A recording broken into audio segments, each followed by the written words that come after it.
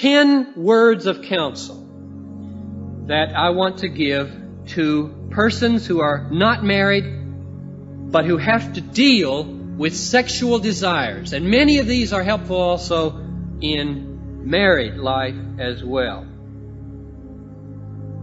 Some of them have a very masculine orientation. I can't help that. I know that temptation better than I know the female temptation. Some of them are do's and some of them are don'ts, but I intend all of them to be positive in the sense that they are all intended to preserve your freedom from any enslavement. Number one, do not seek regular sexual gratification through masturbation. It is a tragedy that I never heard that word in church. And I can only remember hearing it once in 4 years of college from every day going to chapel. One time my father mentioned it to me. What in the world is wrong? How was I supposed to do anything right? How are they supposed to know? Masturbation is self-stimulation to orgasm or climax. And the reason I say don't use it is because it, number one, will not solve the problem in the long run. It does not relieve the pleasure and the pressure very long. Number two, it becomes habitual. Number three, it produces guilt. Then more importantly, the last two arguments, it contradicts the God-given design for sexuality. Our bodies and our desires are designed for fulfillment through personal union. And self-stimulation contradicts that purpose and inevitably produces a sense of wrongness. But perhaps most importantly of all, masturbation is inevitably accompanied by sexual fantasies which we would not allow ourselves in reality. And therefore we start to become like the Pharisees, well scrubbed on the outside and inside full of perversions. Therefore, number one, do not seek relief and satisfaction for your sexual desires through masturbation. Second, do not seek sexual gratification through touching and being touched by another person, even if you keep it short of sexual intercourse. I'm speaking to unmarried people. Everyone knows that intimate touching is the prelude to and preparation for sexual intercourse. You stop it, you'll be frustrated to death and wind up in masturbation. Therefore, it belongs in marriage. Now, where that permanent commitment of marriage is missing, caressing and touching tends to become manipulation of another person for a cheap, personal, private, physical thrill, and therefore contradicts the law of love. It turns the other person's body into a masturbation device. It is not the way God intended it to be used. God made us in such a way that if we try to turn that moment of touching into a spiritual, emotional, personal moment of union, our hearts are going to cry out for permanence, for promises of faithfulness. Our hearts say in that moment, you may touch me because you have promised never to leave me or forsake me. You may have me because you are me. We are so made that we cry out for permanence when giving away our most precious gifts. And you all have sensed that. And therefore, that kind of touching belongs in marriage. Third, avoid unnecessary sexual stimulation. It doesn't take any brains to know that there are enough X-rated movie houses and adult bookstores in this city to keep a person livid 24 hours a day.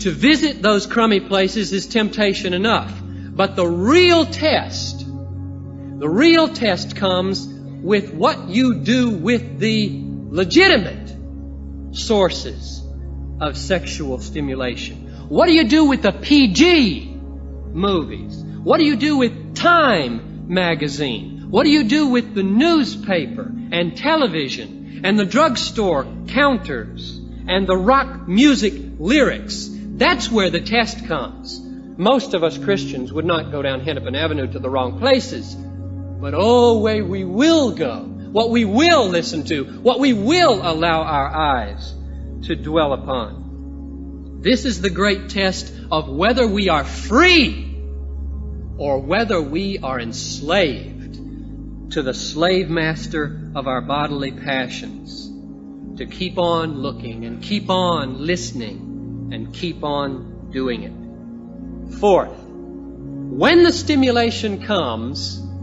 and the sexual desire rises, perform a very conscious act of transfer onto Christ. I wish somebody had told me about this and shown me this years ago. I discovered this after I was married. You're riding down the street, and a billboard or a marquee sows the seed of sexual desire and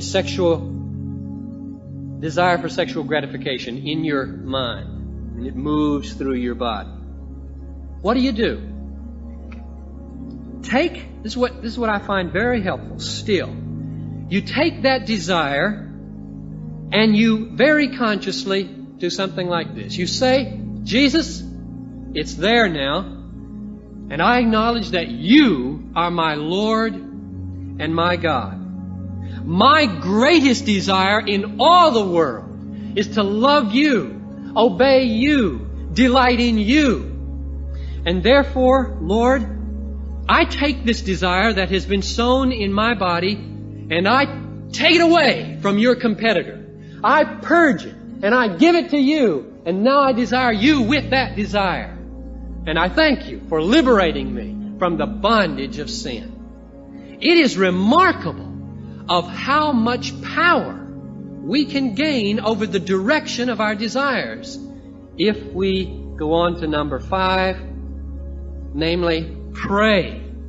Pray that God will give you in ever-increasing strength that love to Him, that desire to know Him and obey Him above all else. I read a sermon by Thomas Chalmers, an old Scottish preacher, once, entitled The Expulsive Power of a New Affection. The title's just stuck because it's so good. The most effective way to get rid of a desire that you don't want but you have is to recognize that it's there, admit it, and push it out with a new one. You can't get rid of it really any other way. Not effectively. Remember, Jesus talked about getting the heart clean of one devil. You sweep it nice and clean, it stays empty, and boom, 7 more come back. So it is with sexual desires. You must replace them with something new, a new affection. And prayer is the summoning of divine assistance to produce those new desires in our hearts. 6th, bathe your mind in the Word of God every day. Jesus prayed for His disciples, sanctify them in the truth. Thy Word is truth. Truth sanctifies. There is nothing that renews the mind and the heart and enables it to assess things the way God assesses them than regular meditation on the revelation of God in the Bible. The person who does not take up the sword of the Spirit is going to lose in the battle for his body. 7, keep yourselves busy. Very simple advice. Keep yourselves busy. And when there is need for leisure, Seek your leisure in things that are, to quote Paul, pure, lovely, gracious, excellent, worthy of praise. Idleness in a society like ours is asking for trouble. It is much harder for sexual temptation to get a foothold in our lives when we are busy. Very easy for it to get a foothold when we are dawdling, letting our minds run to and fro. And if you need a break for fresh air, take a walk in the park, not down Hennepin Avenue. Eighth, don't spend too much time alone. Not an easy word for some singles. Don't spend too much time alone. We've got to help you in the church with this. We're not doing a very good job of it, and we will do better. You must spend time with Christian people. Don't forsake the assembling of yourselves together. Not just here on Sunday morning. That text doesn't mean that. Don't forsake the assembling of yourselves together many times, in all kinds of situations, in little groups, 2s, 3s, 4s, dozens. Get together, encourage one another, stir each other up to love and good works. Talk about your struggles with trusted friends. Not everybody, but trusted friends. Pray for each other. Hold each other accountable for purity. 9. This is something I've learned more recently too, probably since seminary. Strive to think of all people, especially people of the opposite sex, if there's a problem, in view of eternity. It is not easy to fantasize, sexually fantasize about a person if you think about the eternal torment that that person may shortly suffer in hell due to their unbelief. It's not easy. You know yourselves, you've had to bracket, rule out those thoughts. Jesus, stay out for these few minutes, because you'll ruin everything if you get in here with those kinds of thoughts. It ought not to be so. Paul said in 2 Corinthians 5:16, from now on, we know nobody according to the flesh. That means we know everybody from God's perspective. That'll clean up your mind in a hurry. That'll put a big, strong fence, especially you guys, about abusing the females among whom you function.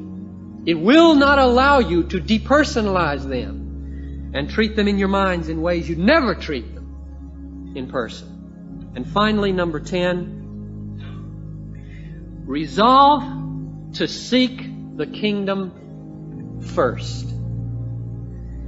And all these things, all the sex that you need, will be added to you. That may be a spouse. It may not be. It may be the grace and the freedom to be single in purity and joy and contentment. That's up to God. Ours is to seek the kingdom first, which means, in other words, our all-consuming passion in life must be to glorify God in our bodies.